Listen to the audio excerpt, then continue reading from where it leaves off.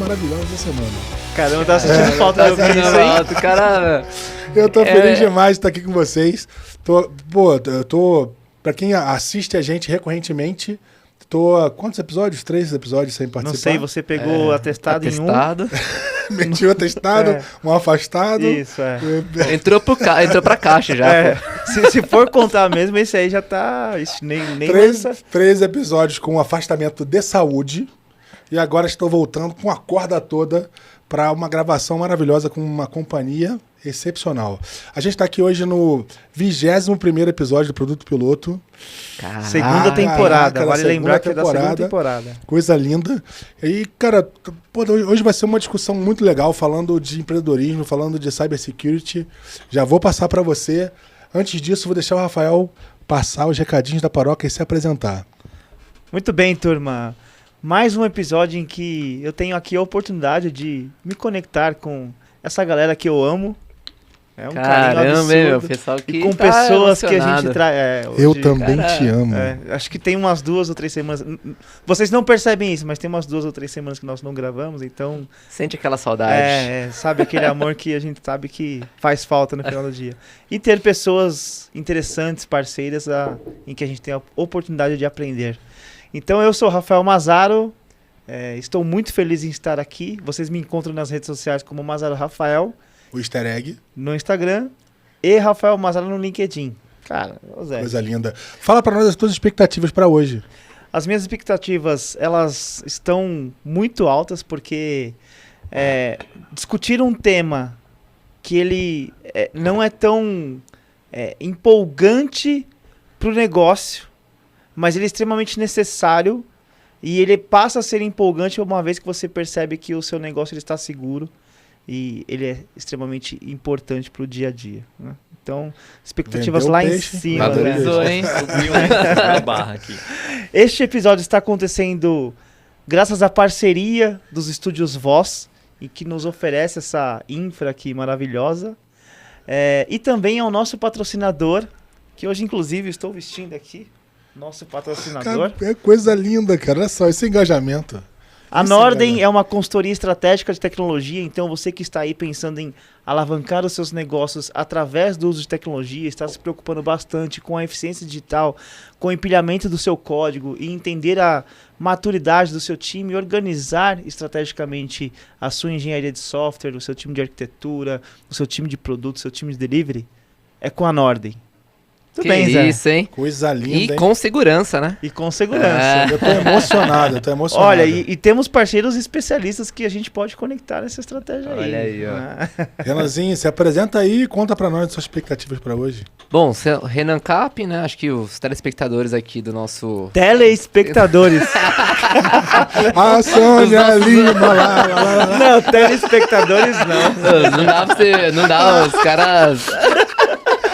O cara que tá ouvindo, então... O cara é um ouvinte. Ah, entendi. Aos nossos ouvintes de sempre, né? O cara já sabe aqui, né? Quem eu sou. Cara, acho que eu vou começar sobre as expectativas sempre altas. Mais um convidado aqui de peso. Uma pessoa, assim, fantástica. Então, aguardo falar sobre o assunto, igual o Rafa comentou, né? Um assunto um pouco mais... né? Você vê que ele tá formal. Aguardo falar sobre o assunto. Ele tá agora com um padrão totalmente diferente, né? Pra quem tá assistindo a gente, né? Pô, tô de social aqui, né? Um cara... Pô, não é mais mini crack do Alok. Cara... Bom, então sobre o assunto que não é tão, assim... Igual o Rafa falou, né? O pessoal de negócio acaba olhando com olhos de que barreiras e tudo mais, mas é extremamente necessário. Ainda mais nos dias de hoje. Cara, tô empolgado. Vamos nessa. Legal. Então a gente está aqui hoje com o Henrique Vaz, que é fundador da QueenCloud e hoje diretor de... Sabia que eu ia esquecer. Vocês avisaram. Sabia que eu ia esquecer. Cloud Security. Cara, se apresenta aí, deixa o público te conhecer. Claro. Pô, gente, primeiro, obrigado por estar aqui. É um prazer estar com vocês. Programa super bacana que eu sempre acompanho. Eu não sou de São Paulo, sou do interior. Mudei para cá fazer faculdade. Fiz direito, nada a ver com cibersegurança, com tecnologia, com inovação. Trabalhei no mercado financeiro, na Faria Lima, igual nosso amigo aqui. Faria Lima. Por alguns anos, e lá em 2012 eu comecei a empreender tive o primeiro negócio ligado a agro, muito ligado ao mundo que eu vim, também consultoria, saúde, até que em 2016 eu conheci aqueles que viriam a ser meus sócios. Até bem curioso que eu os conheci num Startup Weekend. Não sei se vocês lembram, né? Sim. De um evento. Temos conhecimento de causa aí, inclusive vencedores. Pô, então, para quem não conhece, né, dinâmica, na sexta-feira você faz um pitch, aí você apresenta a sua ideia, monta um time e trabalha essa ideia ao longo do fim de semana. Aí, um dos que viria a ser meu sócio, o Lucas, ele apresentou uma ideia que não passou nem para a segunda fase. Aí ele se juntou com um grupo e eu estava lá ajudando na organização, chamei ele de canto, falei, cara, vamos conversar. E dali, dessa sementinha, foi de onde surgiu a Clean Cloud, que a gente lançou no surgiu de um encontro ali no Startup Weekend, de final de semana. Caramba, que legal, cara. Totalmente casual. Eu estava lá mentorando, ele estava lá como participante, e uma ideia que supostamente perdeu, né? Que nem teve a chance de competir ao prêmio final. Caramba. E você, você não chegou a competir, né? Não ficou ranqueado. Não, né? aí ele entrou numa outra startup de viagem, se eu não me engano. E aí, mas não andou, né? Essa startup não andou.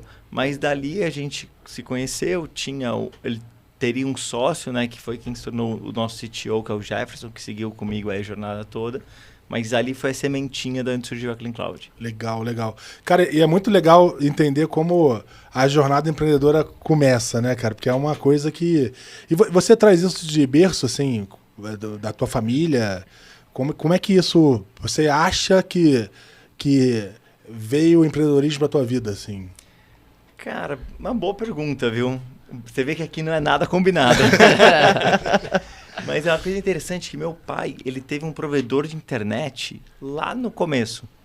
E a família da minha mãe é uma família de descendência árabe, então tem uma cultura empreendedora muito forte. Do interior, a rádio? Aquelas internets a rádio ou não? Não era nem rádio na época. Era provedor normal, provedor de internet de provedor escada. de internet de escada. Escada, tinha ele mais um. Aí eu lembro quando começou a ter IG, UOL, esses grandes provedores nacionais, aí o negócio não deu certo e quebrou.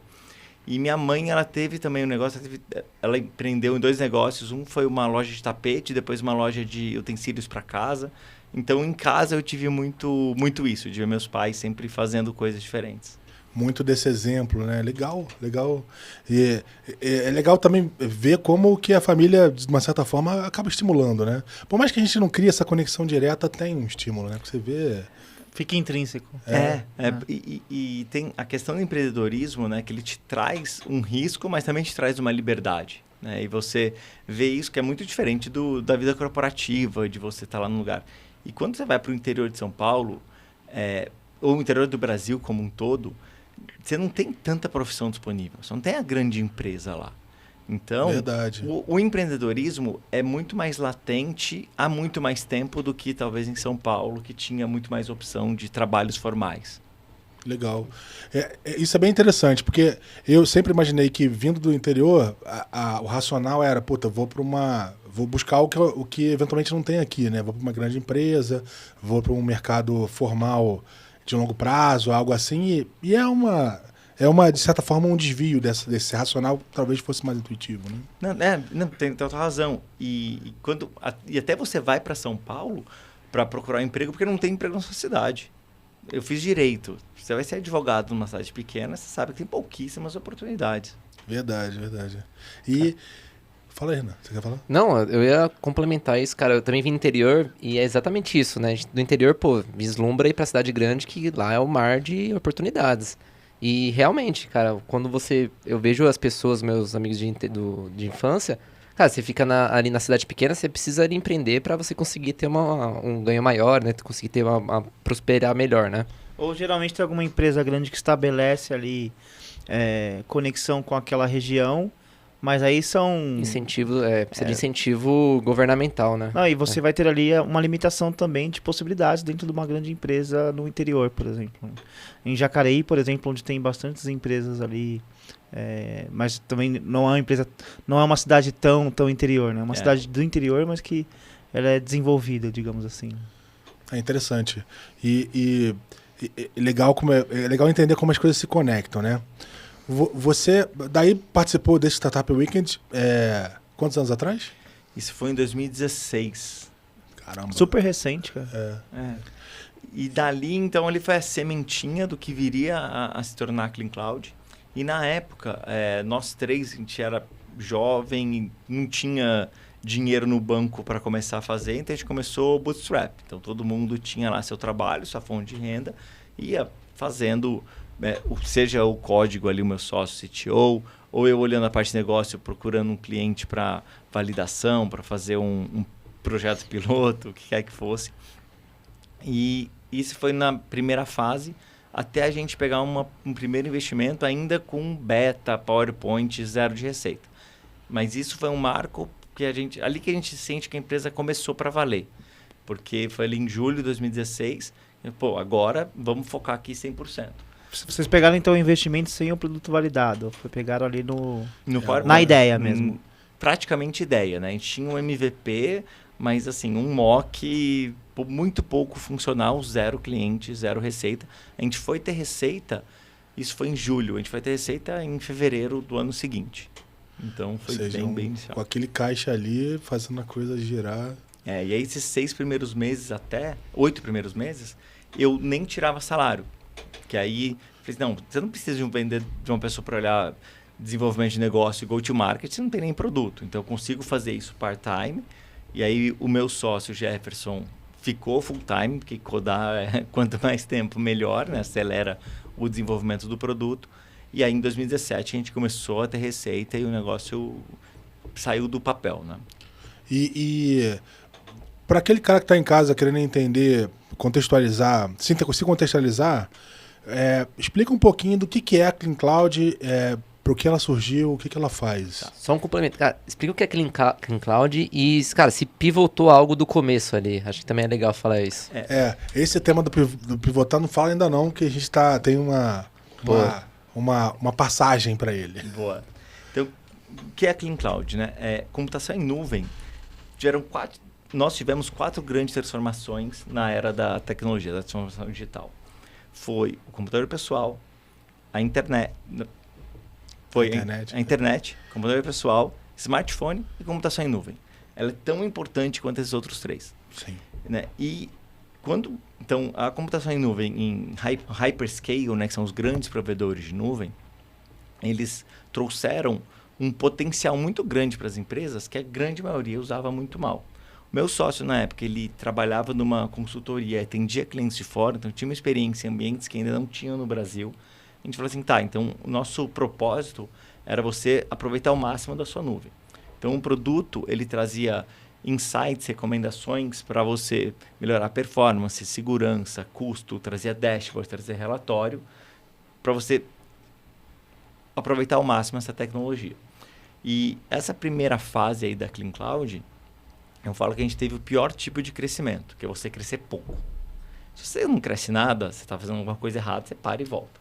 Se está crescendo bastante, você está fazendo algumas coisas certas. Acelerar. Você acelere, é mais fácil achar o caminho, você vai ter dinheiro e tudo mais. Quando você está nesse meio termo, você não sabe e você demora mais para tomar decisão. Você assim, não está dando. Aí que você vai lá, tem um quarter bom, outro quarter bom, aí passamos pelo Endeavor Scale Up, aí fomos para o Startup Chile, aí fica de lado um semestre, aí fala assim, não, está errado. Então você ficar nessa sobe, não sobe, sobe, não sobe, por mais que você tenha um crescimento que percentualmente relevante, naquela base que você está no começo, não é. Né? Você crescer 50% com 1.000 de receita, você vai para 1.500, não é isso que vai mudar o jogo. Então, essa primeira fase, essa foi muito a dor que a gente tinha, né? De não crescer o suficiente para atingir os objetivos que a gente queria, porque uma vez que você tem um produto com potencial global, você vai ter competidores globais. Você vai ter empresas concorrentes aparecendo em tudo quanto é canto, em tudo quanto é direito. E como é que um advogado, né? Eu sei que entendi que houve um matching seu com o seu sócio ali e tudo, mas como que, na prática, um advogado se conecta com o mercado de tecnologia, né? Como é que isso acontece? Cara, senta a bunda e estuda. Não tem muito segredo. Eu falava que eu devia ser das poucas pessoas que tinha OAB e certificação AWS. É verdade. Esse talvez seja um cohort que deve ser bem... Bem fácil de segmentar, assim. Mas foi, assim, lógico, eu sempre fui mais ligado para a parte de produto e go-to-market e vendas, né? Meus sócios tocavam essa parte de desenvolvimento com maestria. Mas eu tive que aprender pelo menos uma camada ali de toda a tecnologia que era envolvida no nosso produto. Até para montar o GTM, você precisa entender o que você está oferecendo. Né? Exatamente. Até para vender a ideia, né? Fazer esse negócio, esse pitch funcionar e tudo. Né? E saber conversar, né? Conversar com uma pessoa técnica não é uma coisa trivial, né? Ele odeia o bullshiteiro, né? A pessoa que conhece muito tecnicamente, ela quer conversar com alguém que chegue pelo menos perto dela, tecnicamente. Ainda mais nesse mercado de cloud, né? Nesse mercado de cloud. E num dado momento vocês se conectaram com o mercado de segurança. Isso. Né? Como é que foi essa... Aí foi o famoso pivot, né? Então, o que aconteceu? A gente passou esses 2 anos, e aí chegou em 2019, foi um momento que foi o primeiro trimestre que a gente ficou flat, não cresceu absolutamente nada. E aí a gente falou assim, daqui tem algumas coisas erradas. Então a gente pegou e olhou tudo que a gente estava fazendo. O nosso produto, do ponto de vista de negócio, é extremamente escalável. Margem, receita líquida super alta. Então, esse não era um problema. Só que o modelo de negócio não era escalável. Por quê? A gente tinha um ticket baixo, a gente acreditava num long tail, que ele não se materializou. Porque a dor do cliente só acontece quando é uma conta grande. A gente tinha uma premissa que todo mundo quer economizar, todo mundo quer usar melhor. Só que na hora do vamos ver, se você gasta $1.000, você não quer perder tempo em economizar 20. de fato. Você quer vender. E tá aí, com um outro problema maior do que esse, né? Muito maior. E aí entra uma outra questão, uma questão legal, que todo cliente queria NDA.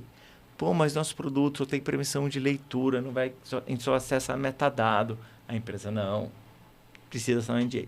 Então você coloca que eu só vou vender para a empresa maior. Essa empresa vai me exigir um NDA. Eu não posso ter um ticket baixo.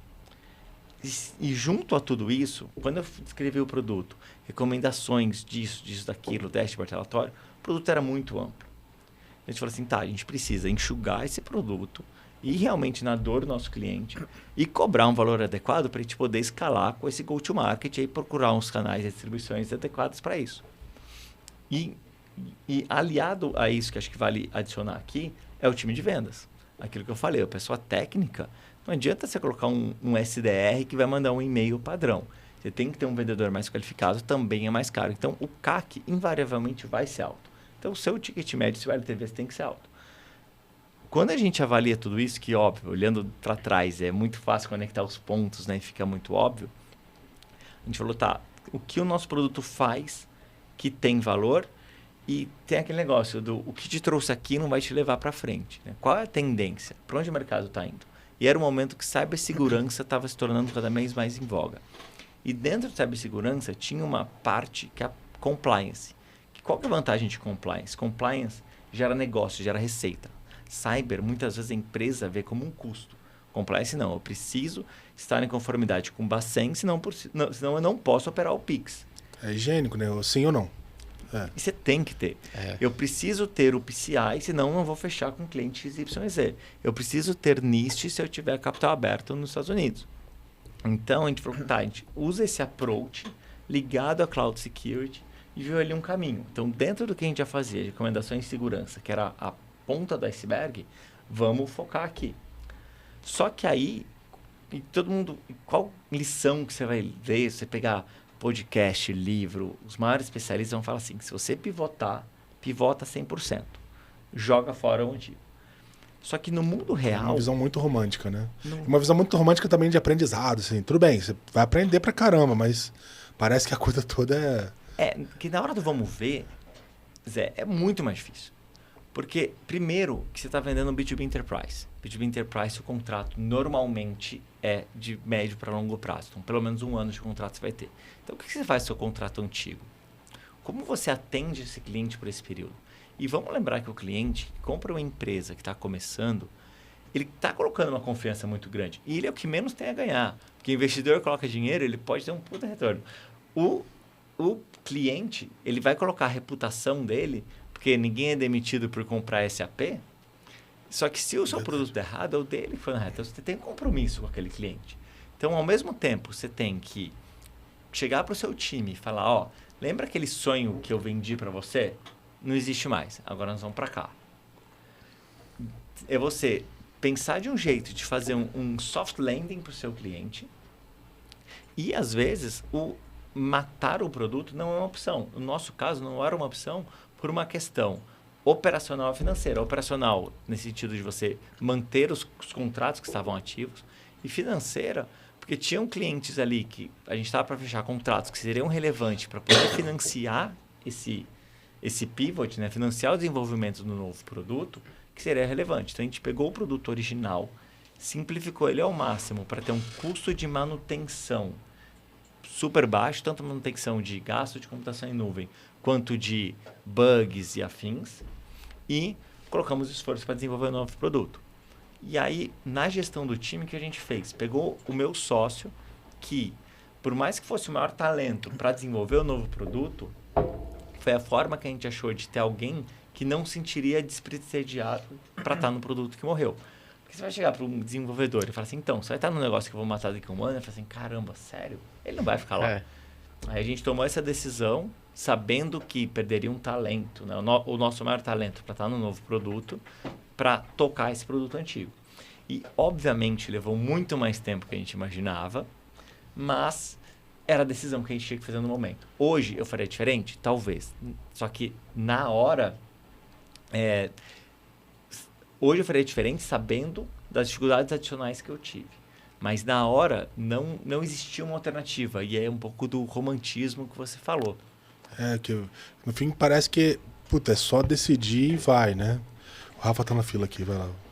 O interessante dessa discussão como um todo, lá fora nós estávamos falando sobre uma discussão prática das coisas. A gente está falando aqui não de teoria, de quem efetivamente viveu essa jornada de construir algo do zero, que nasceu de uma estratégia ali de um evento, digamos assim, e as coisas foram acontecendo e a gente vem falando isso recorrentemente em alguns episódios, que chega uma hora que você tem que parar de focar só no produto e focar em efetivamente, cara, resultado, colocar as coisas no ar para rodar e trazer aquele resultado.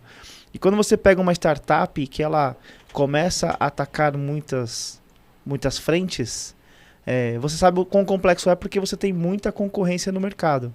Então, o grande diferencial que eu estou entendendo aqui na discussão você fez exatamente aquilo que é recomendado para uma startup. Cara, foca num produto, foca em algo que você vai se tornar referência naquilo. Conforme você executa aquilo e começa a trazer ganhos para o negócio, começa a trazer clientes, começa a crescer, depois você começa de novo a reacoplar a estrutura e trazer outras possibilidades. Então, aqui é mais um comentário, né? Não é nem uma pergunta aqui, mas sensacional a história, cara. Eu já vi essa situação, né, que talvez em escala menor, né, de você ver o produto desacelerar e ter uma necessidade de revisitar a tese, né? Isso tem alguns dramas no meio, que é uma história meio não contada, né? Tem o drama de você, assumir que, assim, fudeu, né? E agora, o que eu faço, né? Tem o drama de você, pra onde eu vou, como que eu faço agora pra recompor esse negócio, como que eu junto os cacos, como que eu... E aí sim, tem uma importância grande de como eu sustento o que eu tenho, porque ele é importante, eu não posso fechar a lojinha. Como que eu construo um novo em paralelo, né? E como que eu não demonstro para os clientes que eu tô rompendo com esse passado, né? Sabe aquilo que eu te vendi, então? Então, acabou. E para aumentar a complexidade, nesse momento, a gente, na história societária, né, nós começamos em 3. Um dos sócios, né, foi o primeiro eu conhecer, que é o Lucas. Ele deixou a empresa logo no começo. Ele voltou, foi um período de 1 ano. E ele estava saindo de novo. E a gente estava levantando uma rodada. Então, imagina, a gente estava levantando uma rodada de lado, pré-2020, então dinheiro muito mais escasso, com a saída de um sócio e pensando em pivotar. Então, você está com 1 milhão de coisas na sua cabeça, né? De novo, olhando agora, você pode falar, talvez daria para fazer isso aqui diferente. Mas na hora, não existe romantismo. Você tá sentindo mal. Você fala, cara, minha tese estava errada. Tem um monte de gente que está aqui trabalhando comigo que talvez não vou ter emprego daqui 6 meses ou um ano. Eu não posso errar de novo. Porque o recado, ele vai para todos os lados. Ele vai para o cliente, ele vai para o time. E como compor esse recado é importante, né? Como é que você faz para filtrar isso? E deixar claro. Acho que tem um certo nível de clareza e é difícil encontrar essa medida de quanto de clareza você entrega e como que você conta o pessoal, cara, estamos olhando aqui e tal. E nem sempre você tem certeza, na maior parte das vezes não, né? Você tá pivotando, mas pivotando por um caminho que é uma tese ainda, né? E é uma tese que tem várias famílias, empregos, etc., que dependem daquilo, né? E tem que fazer dar certo. E assim, você já errou, você acabou de errar. Então não é que sua confiança tá lá em cima. É verdade. As estatísticas estão todas contra você, né, cara? Errou fazendo fundraising, que você tem que provar que eu vou dar certo. Eu vou dar certo, né? E isso realmente é um desafio. É coisa para alguém que tem esse tino mesmo de empreender, porque eu acho que é um negócio muito diferenciado, assim, de fazer. Cara, uma coisa que sempre me ocorre, assim, porque ouvindo a história, tem um monte de pedras no caminho, né?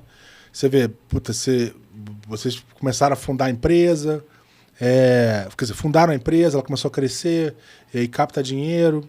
E captar dinheiro é um negócio que você tem que estar sempre olhando, né? Sempre tem aquela coisa do always fundraising, né? Tá sempre olhando, sempre buscando captação, mantendo o caixa vivo, né? Ao mesmo tempo você não pode captar demais, porque a tua saída vai ser pior. Então essa lógica é uma lógica que precisa estar equilibrada. Tem essa coisa do pivotar, olhar para o crescimento, cruzar ali o famoso abismo, né, de escala, que é uma dificuldade tremenda ali, tem uma morte de um percentual gigantesco de empresas que acontece ali. Nessa jornada aí, qual que você diria que foi o teu pior dia? Assim? Tem um pior dia? Assim, um pior momento? Puta, esse aqui foi o meu pior momento. Acho que foi nesse ponto de ter que negociar com todo mundo para deixar o negócio em pé. O dinheiro entrar, o sócio sair e a gente conseguir ter o dinheiro suficiente para fazer. Porque tem uma coisa importante aqui. Quando você tem um fundador que deixa a empresa, você vai ter debt equity. O investidor que olhar aquilo, se você começou comigo e você saiu, você é um investidor normal. Só que se você pensa numa estrutura que, de um early stage, que você já tem mais de 10% de debt equity, isso é um deal breaker para muito fundo. O lado bom para a gente foi que essa pessoa que saiu, a gente saiu bem, ainda nos encontramos, vamos almoçar e tudo mais, não é que foi uma coisa brigada, mas obviamente, né, não está 100% legal, porque senão ele não sairia. E ele teve a maturidade de falar assim, não, tudo bem, eu entendo que eu não posso manter minha participação. Só que ele também, não quero sair de graça. Então, você conseguir chegar numa negociação com ele que adequasse desse um valor adequado para ele.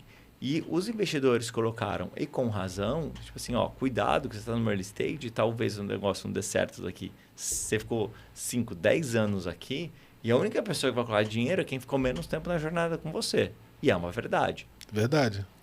E aí, então, esse acho que foi o momento mais difícil, de alinhar aqui tudo, mantendo o time motivado para seguir um caminho novo.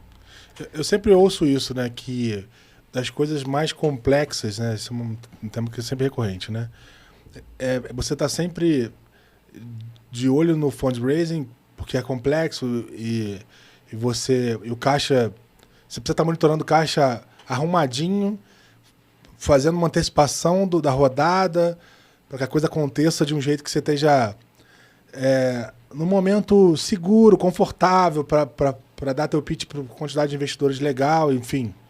Você conseguir trazer gente boa para perto de você.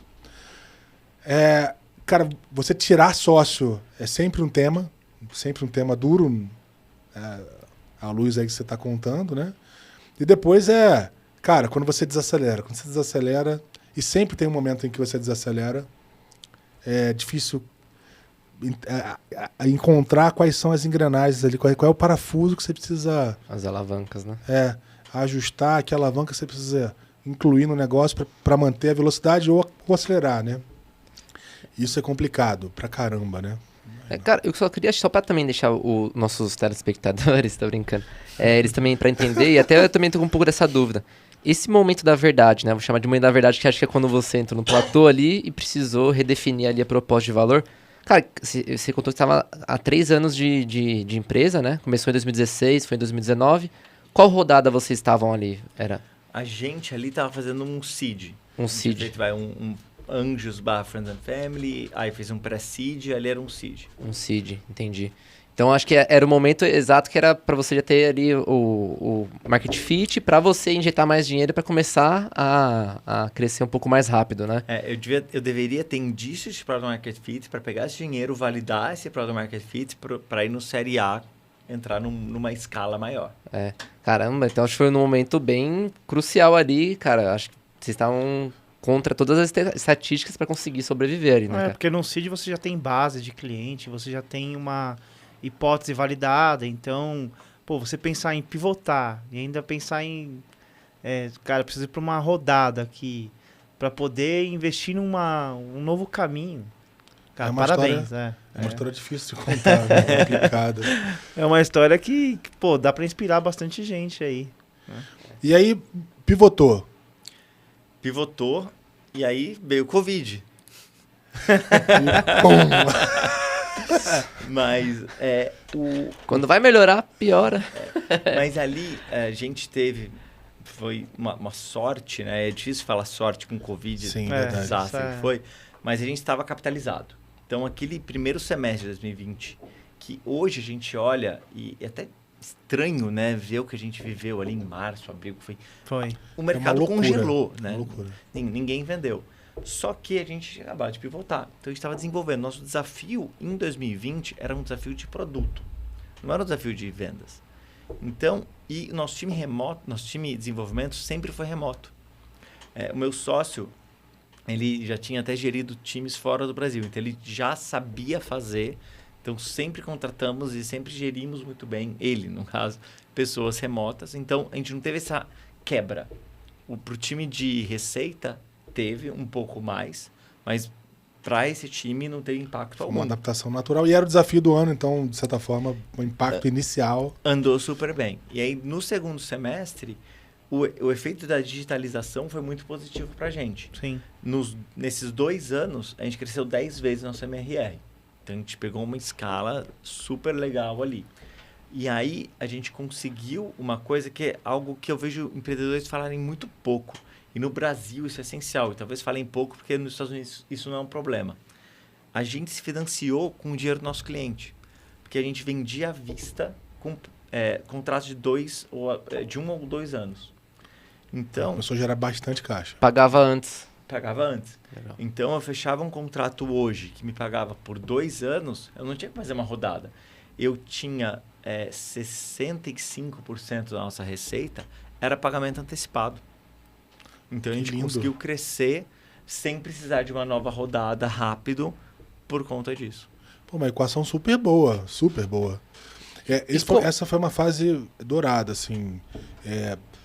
Obviamente, excluindo o aspecto do Covid, que desastroso, obviamente, mas para o mercado de tecnologia foi uma fase de aceleração tremenda em vários sentidos, né? Acho que para o mercado de tecnologia em geral, mas porque houve uma fase primeiro de muita necessidade de eficiência.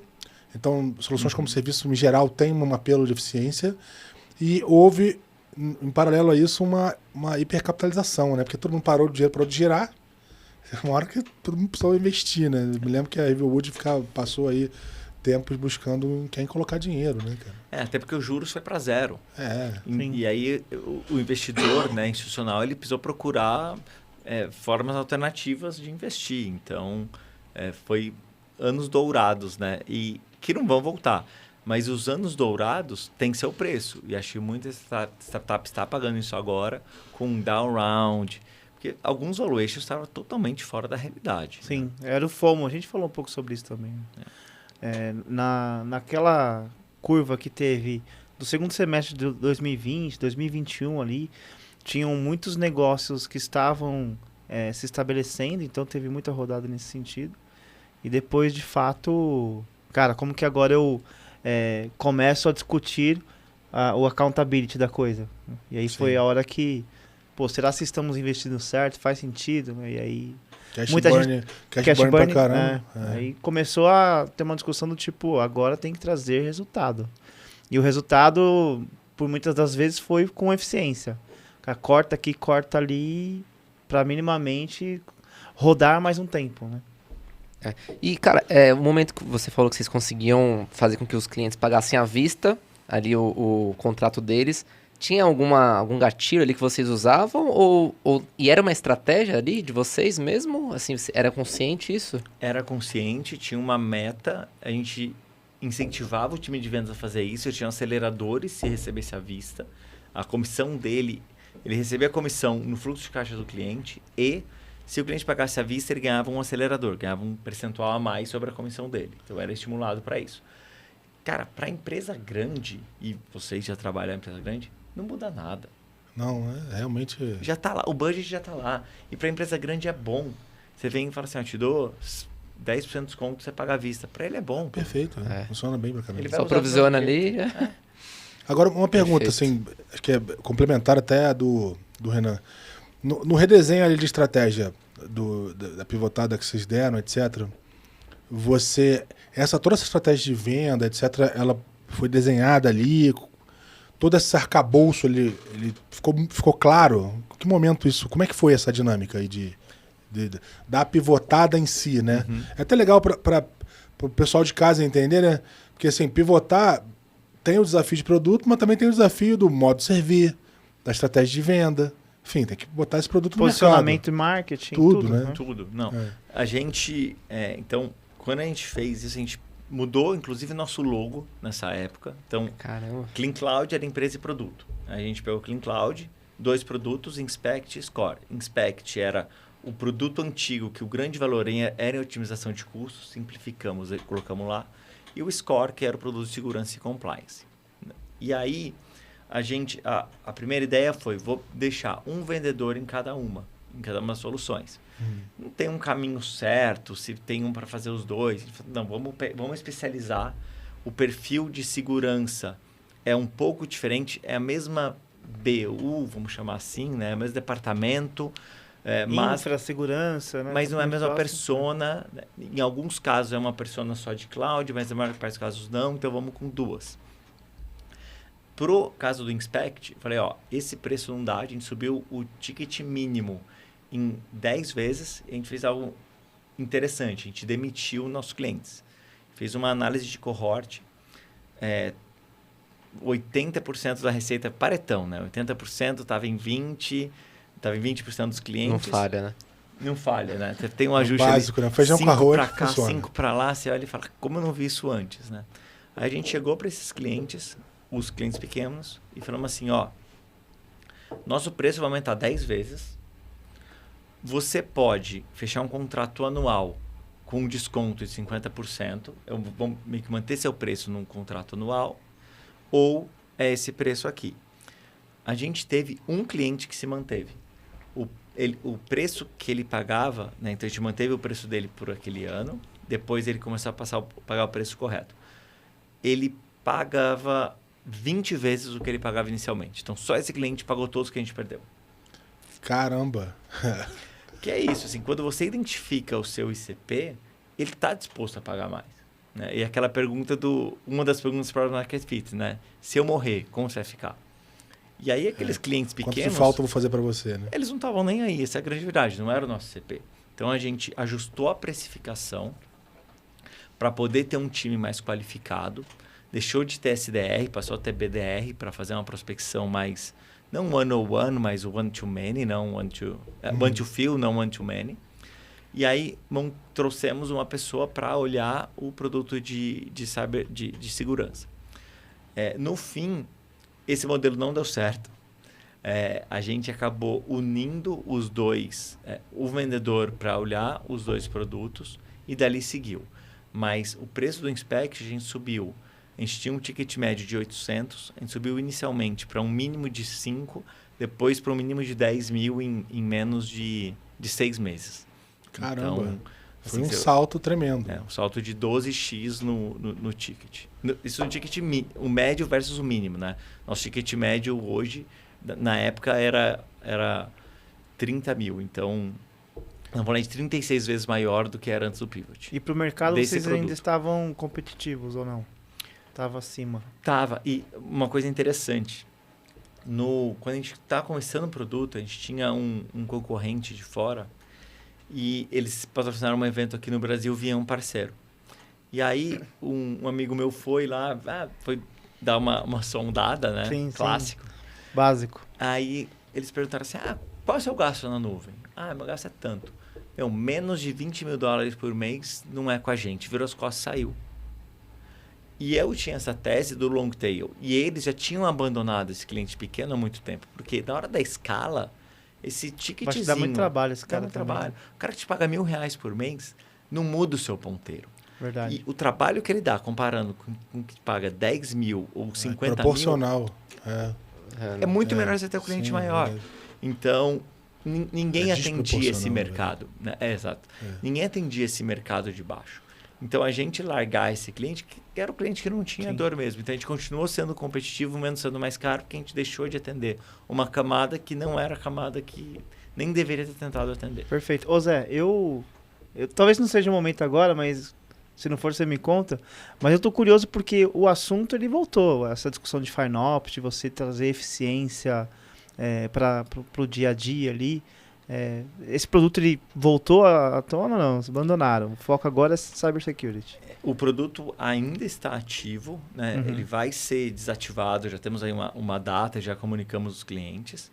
Só que FinOps, sim, é um assunto, é um tema, mas na escala, nenhuma empresa de FinOps deu certo. Nenhuma. Interessante. Não existe nenhuma empresa que faz FinOps de capital aberto. As líderes do mercado, todas foram adquiridas por mercados adjacentes. Então, Consultoria, né? ITSM comprou uma, VMware, que é um data center, comprou outra, Mas que eu ia citar, automação comprou outra. a Dell, ela fala assim, cara, não importa qual é a sua nuvem, eu otimizo aqui e você vai ter o melhor custo. Porque isso virou core dos provedores. Então, Sim. os provedores criaram produtos de FinOps internos e é muito difícil você vender economia. Você fala assim, não, você me paga 10 que eu vou te economizar 30. Tá, mas você garante que vai economizar 30? Não, eu não garanto, porque você pode crescer. Você lança um produto novo. Como eu vou saber o que é novo e o que não é? É muito difícil você fazer isso com um produto. Com consultoria é até mais fácil. Você pode marcar, colocar uma marca naqueles servidores que você vai estar otimizando e cobrar a partir dali. Só que para fazer isso com um produto é muito difícil. Muito bom. Então, por mais que teve essa onda, ainda assim não voltaria atrás dessa decisão. Acho que separar as coisas é importante, né? Primeiro, assim, identificar o teu ICP é importantíssimo, né? Isso todo mundo fala, né? Que o fundo do poço, não vou dizer que esse é o caso, né? Mas o fundo do poço tem mola, porque no fim das contas é nesse momento em que os teus instintos ficam aguçados, né?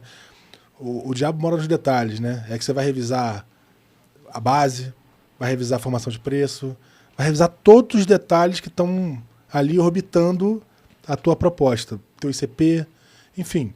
Ali é que você consegue ganhar um outro impulso, porque é o momento que você está é a inflexão. A inflexão é sempre uma situação em que o jogo muda ou quebra de vez, né, cara? Assim, é uma situação em que você acaba virando o jogo ou, de fato, é o momento da ruptura, né?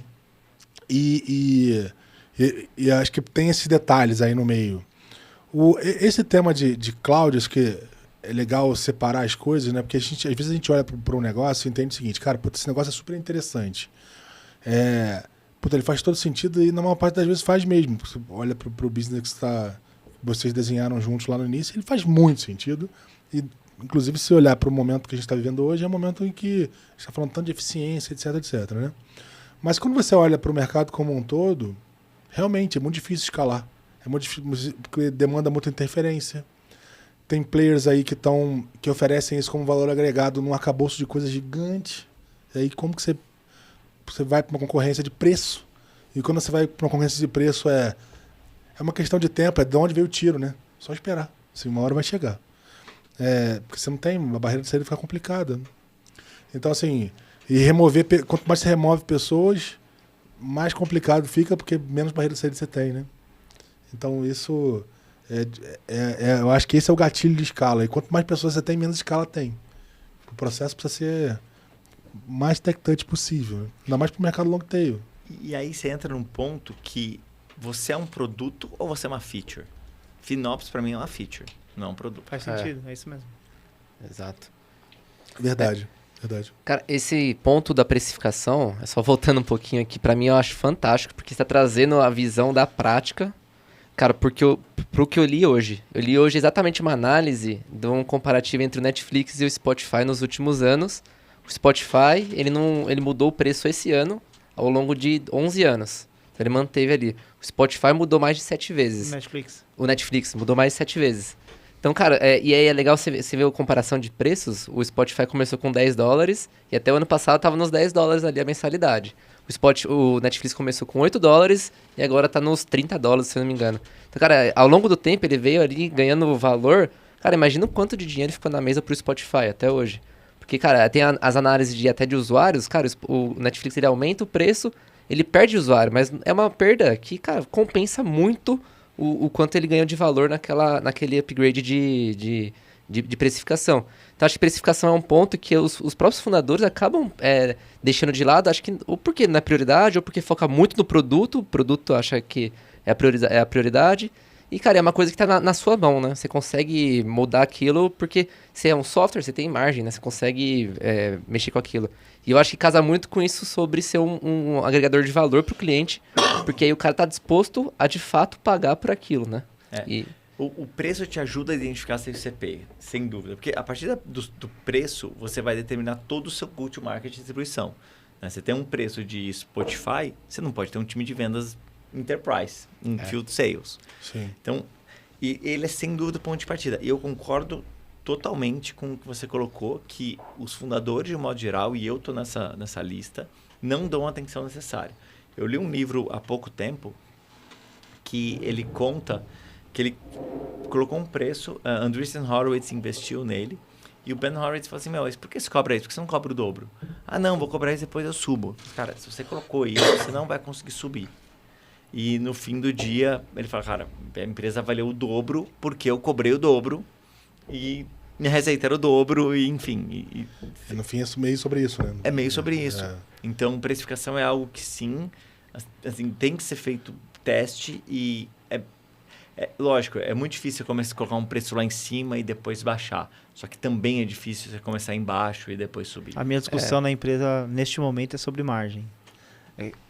Muito parecido, a precificação, obviamente, ela está nessa discussão, mas é como que eu aumento a minha margem hoje em relação ao serviço que eu ofereço. Assim, eu tenho uma dúvida, até vale colocar aqui para discussão, que é assim, de fato, tem uma dificuldade de você tocar no assunto precificação. Em geral, você coloca lá o preço e é difícil, você vai fazendo correção ou você aceita a negociação, dificilmente você vai para frente, né? Ele é um tema super sensível, isso está dado. Eu não sei se é uma questão de que não se toca nisso porque não dá atenção, não se dá atenção, até porque tem uma série de outros aspectos que eles são sempre ditos como sendo os aspectos que vão influenciar mais no resultado do que o preço. Então você pensa, pô, eu tenho que vender mais, se eu vender mais, aumentar a minha base, eu vou crescer mais, óbvio. Eu vou reduzir custo, porque reduzindo o custo aumenta a margem. Então, isso está sempre na mesa, né? Eu vou melhorar o produto, porque melhorando o produto tem mais funcionalidade, que ajuda a vender mais, né? Assim vai, né? Lógica básica, sempre, né? É a lógica básica. Essa lógica é perene, né? Ela está ali. Agora, raramente você discute isso, né? Vou mexer no preço, porque o preço é sensível, vai impactar o cliente. Aí o comercial, puta, isso aqui, minha estratégia está toda errada, vai mexer no pipeline, os clientes já estão captados, vai ser... É uma decisão super difícil também, né? E aí, eu não sei se é um tema como dizem, né? Uma discussão de viúva, né? Que você fica meio que em luto daquilo, né? Ou se é o trauma da história, né? E para colocar uma cereja no bolo, quando você está começando um negócio, a coisa mais fácil de você mudar é o preço. É só você entrar no seu site, mudar uma linha no código e pronto, o produto mudou o preço. Então, o founder tem essa impressão de falar assim, não, eu vou deixar aqui 100, depois eu arrumo. Isso dá para arrumar, mas não dá para arrumar. E aí o depois nunca chega, né? Nunca chega. Assim, ó, dando um pouco minha opinião aqui, eu acho que preço é uma ciência, só que a gente ainda não trata como uma ciência. A gente acha que, cara, a gente vai mudar ali, vai dar problema, vamos perder cliente e nunca mais vai voltar para trás. E acho que isso vem muito de... Pega um país como o nosso, que a gente tem muito mais empresa de serviço do que de produto, que o preço é pensado na margem. Que para mim é um equívoco gigantesco. O preço tem que ser pensado não de acordo com a sua capacidade operacional, o custo da sua matéria-prima. A não ser que, claro, você venda uma commodity. Uhum. Num produto, né, ligado à tecnologia da informação, o seu preço tem que estar ligado ao valor que você gera ao seu cliente, que não tem nenhuma relação com a margem, não tem nenhuma relação com o seu custo. Esse era o ponto que eu ia comentar, porque a gente falou também sobre isso em outros episódios, que se você pegar na linha do tempo, na época em que a indústria focava especificamente no produto e no preço, era uma discussão. Depois veio produto, qualidade, preço. Hoje em dia você tem produto, sentimento, qualidade, preço. A questão sentimental, a forma como você se relaciona com a marca, o que o seu produto entrega e agrega de valor, ele pesa nessa discussão como um todo. E como precificar isso? Às vezes você tem, por exemplo, os casos mais clássicos do varejo. Você tem um mesmo iPhone que é vendido numa loja a R$8.000 e numa outra a R$5.000. E o cara mantém o preço ali porque vende. Porque tem uma forma como ele se relaciona com o cliente dele, a forma como ele entrega o produto, a forma como ele faz o back-office. Então, tudo isso influencia nessa dinâmica de preço. Sentimento tem a ver com, não só com o aspecto da experiência, mas tem a ver com, a gente estava falando lá fora, né? Às vezes o relacionamento gera uma conexão de confiança. Sim, exato. Confiança é algo que, é uma alavanca importante, principalmente quando você está fazendo uma compra de enterprise, né? Porque você está botando tua reputação... E a percepção que os outros têm de você. Exato. Mesmo no B2B Enterprise. Se eu uso o Salesforce, eu sou uma empresa que tem essa percepção. Se eu uso um produto novo aqui da startup, eu tenho essa outra percepção. Não estou falando que um é melhor que o outro. Eu posso ser visto como mais inovador, o que quer que seja. Mas... Sim, tem uma construção de reputação. É parte dos teus adereços, né, como empresa. Que é uma coisa que você, como pessoa física, na indústria da moda, isso é muito claro, né? A roupa que você usa é a imagem que você quer passar para o mundo. Só que na empresa isso também é uma verdade. E as pessoas às vezes esquecem, né, que atrás de um B2B tem uma pessoa. A gente não pensa muito nisso. Renan, você queria falar? Não, acho que, cara, só complementando essa visão ainda de preço, de proposta de valor gerado ao cliente, cara, trazendo aquele comparativo, acho que é bem clichê, mas não vou deixar de falar. Cara, o Dropbox e o Box, que são duas empresas diferentes, cara, a mesma proposta de valor, só que um tá posicionado para o B2C ali, então ele tem que vender muito mais em escala, tech touch, então o go-to-market dele tem que ser barato, e o outro tá posicionado para grandes corporações, e, cara, ele tem que cobrar mais, ele tem que ter uma proposta, um approach diferente, e, consequentemente, o time de vendas é totalmente diferente. Modelo de servir, tudo E aí, acho que é esse o ponto, né? Não é só você também mudar o preço ali, cara, vou cobrar mais aqui porque é mais. Não, cara, tem toda uma estratégia que você vai ter que se preparar, vai ter que se estruturar para conseguir, de fato, capturar o valor daquilo. Tudo isso tem a ver com o ECP. ECP, clássico, Só tô reforçando o que a gente falou aqui com outras palavras. Nesse sentido, se o teu posicionamento de venda, ele de preço, né? Venda não, de preço, ele é comoditizado, comportamento é de commodity. Commodity é cotado no mercado e você vende pelo menor preço. Qual é o preço justo? O menor. O preço que pagam. Né?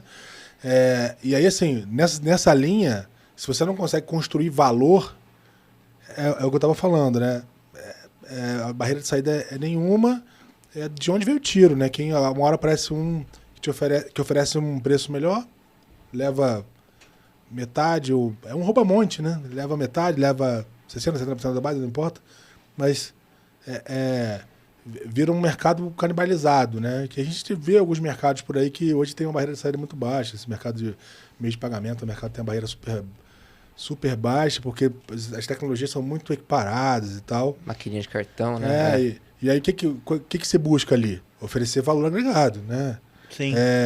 Entregar soluções de gestão de estoque, antecipação de recebível, você vai enfim, querendo, vai verticalizando, né? Sim.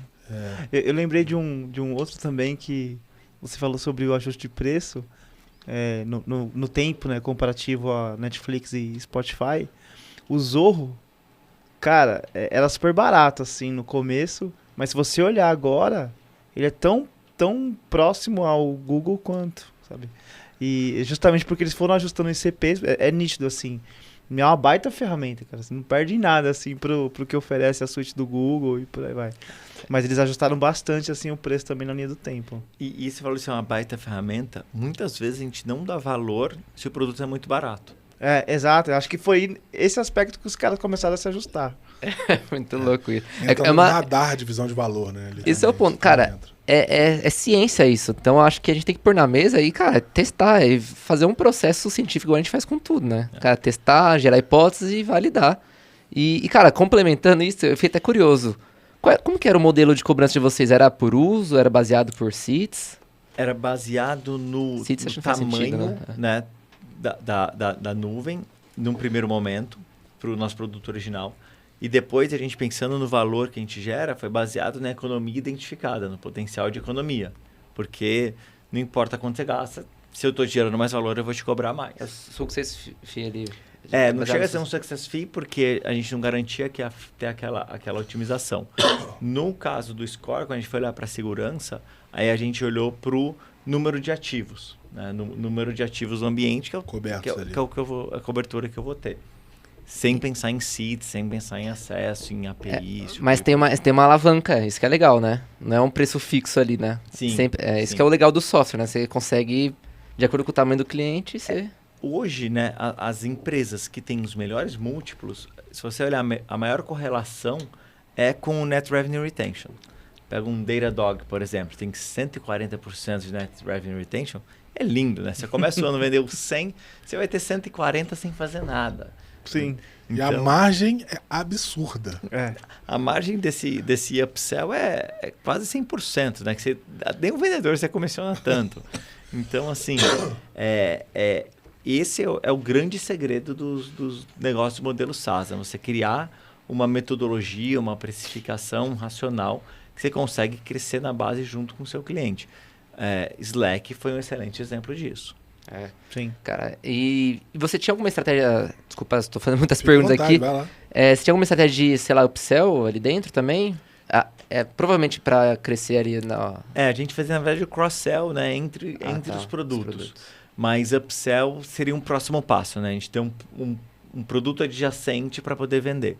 Na nossa última fase ali de Clean Cloud, a gente criou alguns módulos. Tem uma metodologia, né, que você tem... É um quadrante que você vai ter dentro do seu produto o que é core, que o mercado vê como core. E aí você tem uma discussão de o que você traz para o core e que você vende como um add-on. E a discussão, essa decisão deve ser muito baseada se essa feature ela tem valor para um grupo específico de clientes, sim ou não, e qual que é o willingness to pay desse grupo específico de cliente. Porque se eu tenho para um grupo específico, só um grupo específico que não paga mais por isso, não adianta tentar vender como add-on. Se é uma coisa que todo mundo precisa, eu tenho que pôr no core. Agora, se é uma parte dos meus clientes, é um público, e é um público disposto a pagar mais, aí você coloca como add-on e aí você tem uma opção de ter um upsell dentro do produto. Que é isso que a gente tinha ali no final, né? A gente já tinha 3 add-ons que a gente podia vender como módulos adicionais ao produto. O whole product sempre ali, bom. né? É muito importante que você tenha opções de upsell, né? Porque do contrário, você fica dependendo muito do cliente crescer a base, né? Principalmente quando mesmo o cliente tem uma curva de adoption, não sei como é que era o produto, que seja longa, em algum momento você vai atingir o ápice e vai ficar ali travado, né? Então ter opções é importante, né? É importante que uma estratégia muito clara, né, nesse sentido. E tem um outro ponto que é relevante, que você não vai encontrar isso em literatura de fora, porque é uma coisa muito brasileira o budget base zero. Nos Estados Unidos não tem isso. O budget é a partir do budget anterior. Sim. Então você crescer na base, o modelo Salesforce é muito mais difícil no Brasil, né? Esse ano eu lancei os features A, B e C, você pagava 100, agora você paga 120. Pô, tá justo. O Brasil esquece. Se eu te paguei 100 ano passado, eu vou te pagar 100 mais inflação. Acabou. É isso aí. Então, a gente começou a modularizar exatamente por isso. Falei assim, cara, se eu criar coisa nova e colocar embedded no produto, eu não vou conseguir gerar valor. Então, vamos colocar separado para vender como add-on. Aí, o cara de compra, assim, não, por que tá mais caro? Porque agora tem esse módulo. Ah, tudo bem. E teve o custo de P&D, né? Mas se você não que é coloca uma coisa, isso, Você não consegue o crescer. cliente não tá nem aí. Não consegue. Puta, isso é muito legal. Que é o que a gente estava falando da questão do preço, né? Se vai virar o ano, o cara não vai querer te pagar nada, ele vai querer te pagar o que ele já tem, mas a inflação é daí para baixo, assim. Quando ele virar para você, cara, não tem como te pagar a inflação esse ano, porque não tá ruim demais aqui, preciso que você me ajude. É. Aí, enfim, Tá ruim pra todo mundo, né? tá ruim para todo mundo. Você fica colocando cenourinha nas funcionalidades. O HubSpot faz bastante isso, né? Tá lá usando, daqui a pouco, pô, tentei apertar um botão, tinha um cadeadinho. Passa 3 minutos, aparece um chat pra mim. Pô, cara, vi que você apertou aqui, você quer comprar? Aí é uma outra estratégia, o freemium, né? Mas é um freemium, na verdade é um premium, porque você já tá pagando por aquilo, o cara lançou uma nova funcionalidade e colocou um cadeadinho ali, sabe? Puta, é o que add-on. legal. É o add-on. Ele poderia colocar no meio do produto, você não ia pagar por isso, mas ali você vai pagar $100 a mais. Puta, Verdade. que legal. E Só é que ele real, anuncia o dentro HubSpot do... faz isso. Ele anuncia E dentro do... esse entendimento do que é core e versus o que é possível você o que está alinhado com o crescimento orbital ali do produto é importante porque não dá para você ficar contando história, né? Assim, puta, esse aqui é o core do produto, aí agora pegar lá o exemplo do produto da Green Cloud, né? Pensando aqui muito sem conhecimento de causa, né? Eu tenho essa solução aqui que faz o monitoramento do seu ambiente, mas agora eu vou evoluir e vou te cobrar a evolução. Não dá. Tem que ser algo que seja... Cara, tem um módulo agora que faz gestão de contratos ABC, que faz gestão de integração ABC, C&D, talvez, né? Então é uma coisa que precisa ter muita clareza disso, né? Para dar assim, em termos práticos esse exemplo, a gente tem um produto que faz verificações de segurança. Se eu crio uma nova verificação, tá lá dentro. Beleza, Tinha 100, parte do 120, core, né? 140, 200, vai lá. Só que a gente fala assim, tá, então agora, além das verificações que eu faço diário, para tudo que é crítico, eu vou fazer em tempo real. Pô, isso aqui é uma coisa separada. Então, esse era um dos módulos que a gente tinha. A gente criou um outro módulo de você apertar um botão e verificar tudo. Então, além do diário, você vai poder fazer ao longo do dia, quero trabalhar nisso, eu quero ver se eu fiz correto. Eu aperto um botão. Também é uma necessidade específica de um time que trabalha como squad, que foca durante um período para fazer aquilo e ele está disposto a pagar. Então, esses daí, por exemplo, são 2 módulos que a gente tinha dentro do produto. Curiosidade aqui, e o uso de... Eu vou entrar nas buzz agora, mas não tem como. E o uso de IA nisso tudo, cara? Como que tá essa pegada para vocês aí? Cara, IA... Vamos do quê? Vamos de IA, de machine learning, eu digo LLM. Mas antes dele responder essa, eu queria que a gente fosse pro lance do M&A e depois a gente volta nisso. Tá bom, vai lá. Eu tenho um antes do M&A. Não, acho que vai encaixar certinho no storytelling. Acho bom. que pode ser rápido. Porque, cara, você comentou bastante sobre o cenário brasileiro, o cenário americano. Você falou, pô, aqui não dá pra gente colocar valor porque o pessoal quer mais o IPCA e só. Cara, como que foi? Vocês internacionalizaram ou vocês começaram fora e depois vieram pro Brasil? Esse que é o legal do pensar global, né? A gente montou uma estrutura fora, a gente tinha clientes fora, que a gente vendia via o marketplace da AWS. Tem uma tendência, né, no mercado B2B de você comprar por marketplaces. É uma tendência há alguns anos, né? Está levando um pouco mais tempo que muito especialista esperava. Mas, enfim, né? Você comprando por marketplace, você vai ter lá um contrato padrão e tudo mais. E para uma empresa americana comprar de um brasileiro, é muito mais seguro, né? Você comprar lá de um contrato padrão que ele está acostumado. Então, a gente sim tinha algumas vendas lá, mas a gente nunca colocou esforço por uma questão de foco. Você montar um time nos Estados Unidos e você vê as startups brasileiras que tiveram sucesso com internacionalização. Um dos fundadores foi morar nos Estados Unidos. Eles compraram contrataram um A-Team nos Estados Unidos. Assim, fazer part-time, pegar uma pessoa, cara, normalmente não dá certo. E qual que é a dificuldade do vendedor do vendedor classe A? É que o vendedor classe A, ele quer trabalhar do the next big thing. Então, ele quer trabalhar naquela empresa que saiu da Y Combinator e foi investir no Série A do Sequoia. Ele quer estar na Brex de 3 anos atrás. É isso aí. E, assim, aí o classe B vai estar na Big Tech, aí o classe C vai estar naquela empresa abaixo. E, assim, o classe C ainda é um grande vendedor. Só que para você entrar no mercado, você tem que estar com essa primeira linha. Então, uma coisa que é essencial é você ter um investidor top tier. Se você não tiver um Andreessen Horowitz, um Sequoia, um Benchmark... Ele é o teu selo ali, né? Um selo... vai ser muito difícil você trazer alguém. Porque você não tem reputação, ou pelo menos ninguém do nosso time tinha essa reputação para trazer alguém. E você não tem ninguém para dar um voucher para você, né? Então, por esse motivo, a gente não fez. Pô, Henrique, mas eu trabalhei em multinacional, conheci gente boa pra caramba e tem um cara lá muito bom que viria animal. Se você tem esse ativo, é um ativo seu, aproveite. Mas se você não tem, é um dos cenários que eu vejo o investidor trazer um grande valor para a startup. Tem uma situação que até estava ouvindo falar de que tem os empreendedores recentes que fizeram grandes saídas nos Estados Unidos, fizeram com um volume de captação menor, né, e uma quantidade de rodadas menor, mas eles atraíram investidores, obviamente, né, não só pelo dinheiro em si, pelo funding, caixa, etc., mas pela branding deles, né, porque esses caras ajudam a atrair relacionamento, ajudam te colocam num círculo de relacionamento que ali abre muitas portas, né? Que é um tema que acontece no Brasil, mas que lá é muito forte, né? A confraria, né? Basicamente é uma confraria ali. E eu acho que é muito pelo tempo que os VCs estão no mercado, né? Então, se você pensar, um Sequoia já está no mercado há 50 anos. Então, ele já fez muitos ciclos. Então, o networking deles é muito grande. Os VCs no Brasil estão há 5 anos, com fundos grandes, já fazendo um volume maior de investimento. Esse networking naturalmente é menor. Mas com o passar do tempo, a tendência é que eles consigam cada vez mais trazer isso. Já trazem, né? Que vão conseguir trazer cada vez mais escala.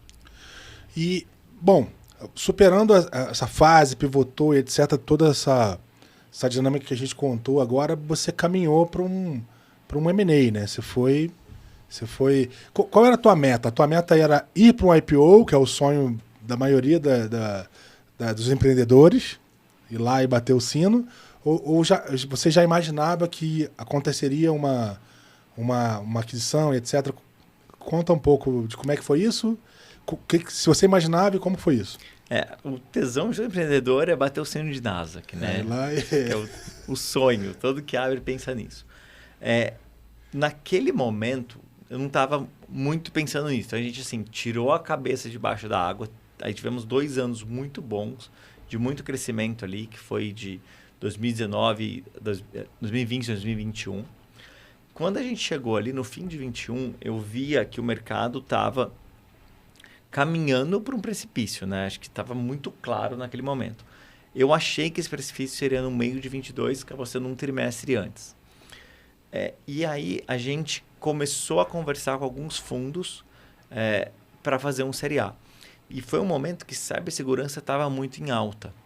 Inclusive, fundo top tier americano procurou a gente para fazer uma captação. E aí a gente falou assim, tá bom, então vamos montar uma rodada que a gente traga um investidor líder aqui no Brasil, pegue alguém de fora que ele nunca vai entrar sozinho, ele vai querer ter um top tier aqui para falar, tá bom, esse cara aqui vai dar o voucher dessa empresa, mas para ter um pezinho para poder levantar fora, porque o que eu vi aqui, quando você vai olhar a Série B no Brasil, você tem muito pouco capital. E são empresas que não investem, são fundos que não investem em empresas deep tech, como era o nosso caso. E você acaba precisando de um volume de dinheiro muito grande. A gente estava com essas conversas, já tinha alguns commits, foi nesse momento que o Pátria nos procurou. Então, o Pátria, ele tinha acabado de lançar uma tese de cibersegurança. E como funciona uma tese do Pátria? Ele compra uma empresa que é a plataforma, e quem eles compraram foi a NeoSecure, que era uma das maiores empresas Latam, mas sem quase nenhuma participação no Brasil. para ser essa plataforma.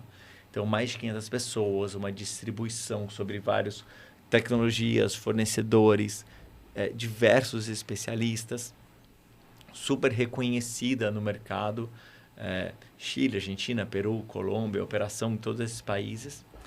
E aí, a partir dessa plataforma, ela busca, né, tecnologias que eles chamam de aceleradores para complementar essa tese. E cloud era algo para eles muito relevante, porque era uma fraqueza da NeoSecure, uma tendência do mercado, então faria muito sentido trazer uma composição importante na tese. Fazer uma composição, exatamente. Quando eles vieram falar com a gente, chamei meu sócio para conversar. E é o que eu falei com ele, tem um artigo do Jason Larkin, da SaaStr, que ele fala dos Optimum Points of Exit. Que basicamente fala assim, cara, se você levanta um série A, você tem que ir até o série C. Porque você vai abrir 20%, 25% da sua participação. Para você, founder, ter a mesma saída, você tem um risco de execução duplo. Né? Você vai ter o revesting no série A, você tem que executar o plano do série A, você tem que executar o plano do série B para sair no série C. Se você sair antes do série C, provavelmente você vai ganhar menos dinheiro do que nesse momento anterior. Que é a proporção, né? A proporção de escala do negócio. E o que ninguém fala, que são os direitos de preferência dos fundos. O fundo te coloca... Liquid preference. Liquidation preference. O fundo te colocou 10 milhões, ele vai ganhar 30 mais 8% ao ano. Né? Quando você tem esses valuations muito esticados, normalmente o direito do fundo também é desproporcional. E aí entra um ponto que ninguém fala do pivotar. Pô, que legal, pivotou. Só que você está cansado. E se você lê na literatura, fala muito disso. Que quando você está ali no 4º, 5º ano, você tem que tomar muito cuidado com essa estafa, você como fundador. E não estou nem falando de burnout, é de cansado mesmo, cansaço físico. Sim, que é muita... Você está numa maratona, né? E uma super maratona que ela não chega. E até uma coisa que a gente conversou foi que, assim, se tivesse começado em 2019, muito provavelmente a gente não teria vendido. Porque a gente vai ter passado por uma fase muito boa, um crescimento muito bom. Só que quando você coloca tudo aquilo que a gente passou, os 3 anos anteriores, aí estamos falando aí de 5, 6 anos de jornada, a gente fala assim, putz, vamos ver aqui. Aí do outro lado, quando você faz um exit ali no nosso estágio, né, early stage A, B, o jockey que você está entrando, né, o cavalo que você está entrando é tão importante quanto o comprador. Se você vai vender um pré-IPO, cara, meio que pouco importa, né? O dinheiro já vai estar todo ali. Mas quando você vende um pouco mais cedo, você dá essa segunda pedalada é muito importante. E aí a gente fala assim, a gente não vai estar abrindo mão do nosso sonho de ir para a Nasdaq. Porque, inclusive, é a primeira tese que o objetivo é pensando global, né? Do Patrick começou global. Então, na verdade, eu estou ganhando alguns anos na minha jornada. Então, pensar na vida do Score, que a gente estava ali no 2º, 3º ano, cara, eu vou pular ali para o meu 6º, 7º ano e voltar a 2, 3, 4 anos de um IPO e não a 7 anos de um IPO. Vou acelerar. 2 ou 3 janelas ali, né? Eu fiz 0 a 1, fiz 1 a 10, eu vou pular o 10 a 100, eu faço 100 a 1000. Junto a isso, você poder trabalhar com pessoas com uma experiência gigantesca, ser empreendedor é solitário, mas você converse com outros empreendedores, né? Você não tem você vai ter um mentor ou outro, mas é uma coisa diferente de você ter uma pessoa trabalhando com você ali todo dia. A gente viu você está numa empresa grande, aprender como as coisas acontecem num outro tipo de estrutura. Então, a gente, quando colocou tudo isso na mesa, né, eu e o Jefferson, a gente falou assim, pô, acho que tem uma oportunidade interessante aqui. Acho que o trade-off aqui é bem legal. E dali a gente começou a conversar com eles. E aquele negócio, né? Você sempre acha que não, comigo, já trabalhei com M&A, não vai demorar. Demora muito. Então, foi 1 ano e meio até a gente fechar. Mas, no fim, deu tudo certo. Mas é 1 ano e meio, assim, extremamente estressante. E o que você... Para o cara que vai navegar nessa direção, o que você dá de dica? Assim, o que você acha que é o mais importante? Dê atenção a isso. Organização. Você tem que ser organizado. Você tem que saber onde está o seu furo. Data room ali bem elaborado. Não só pelo aspecto de dados, né? Por exemplo, a gente tinha pasta de documentos de clientes, tudo organizado. Claro, a gente vendia B2B Enterprise, então ela passa com o nome do cliente, o contrato, a renovação. Então, todos os contratos eram assinados, a gente tinha tudo com nota fiscal. Tinha PJ? Claro que a gente tinha PJ, mas a gente fez uma coisa que eu recomendo que o colaborador o entry level, né, o estagiário, o júnior, todos CLT, 100% CLT. Porque são pessoas mais risco muito grande você colocar no PJ. Porque é um turnover mais alto. E são pessoas que às vezes passam por situações na vida que elas precisam, não é que é uma pessoa ruim, mas ela precisa daquele dinheiro do FGTS que você não deu e ver como a última saída dela. Já a pessoa que ganha um valor maior, você tem até a questão do o salário que é 2 vezes o FGTS, que é até com a reforma do Temer. 2.2. Eu não sei o termo, mas... Enfim.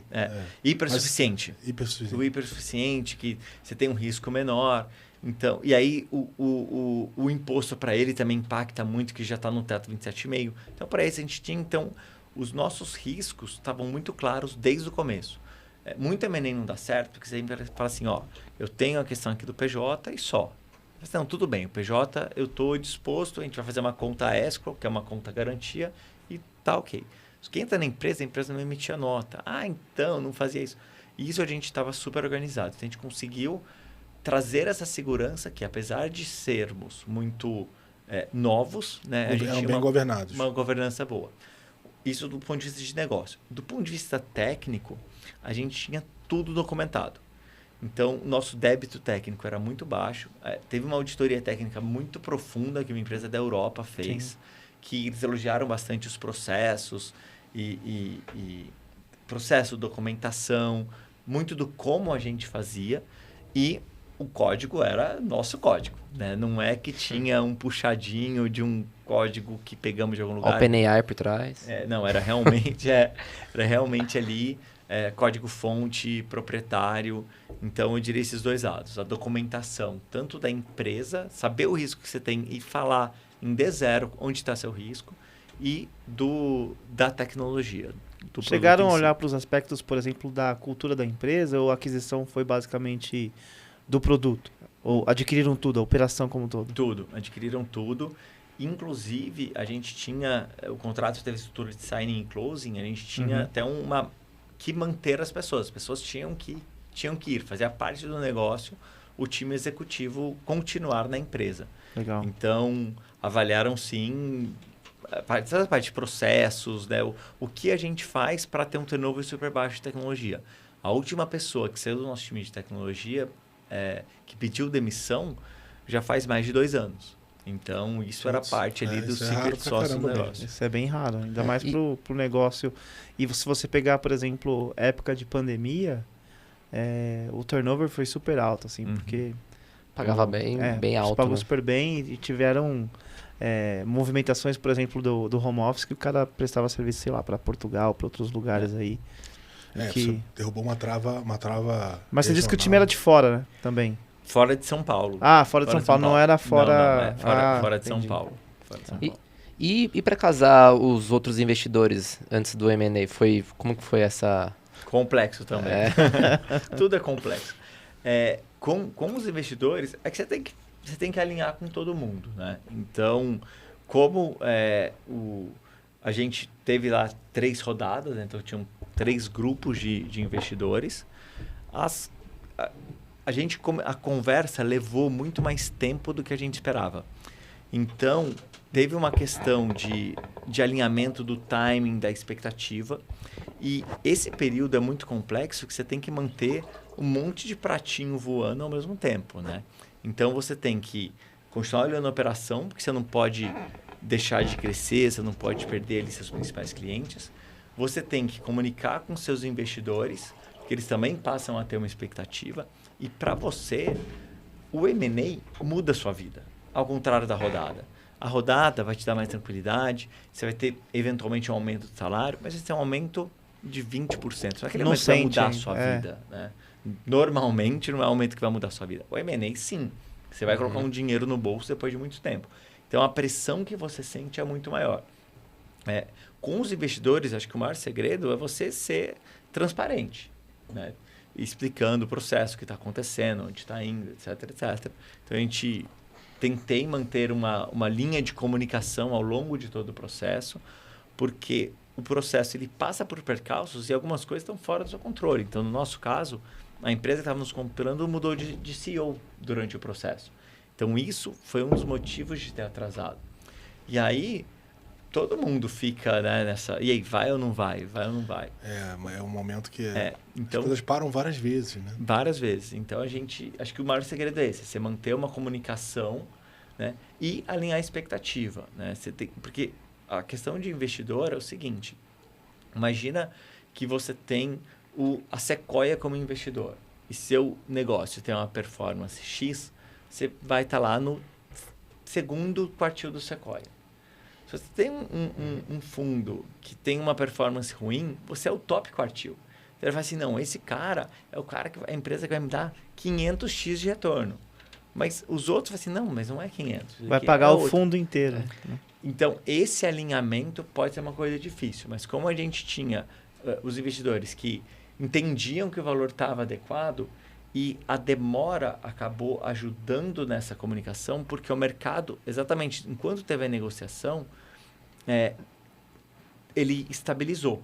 Né? Ele estava com múltiplos muito fora da realidade, voltou para a realidade e a gente manteve uma negociação estável nesse sentido.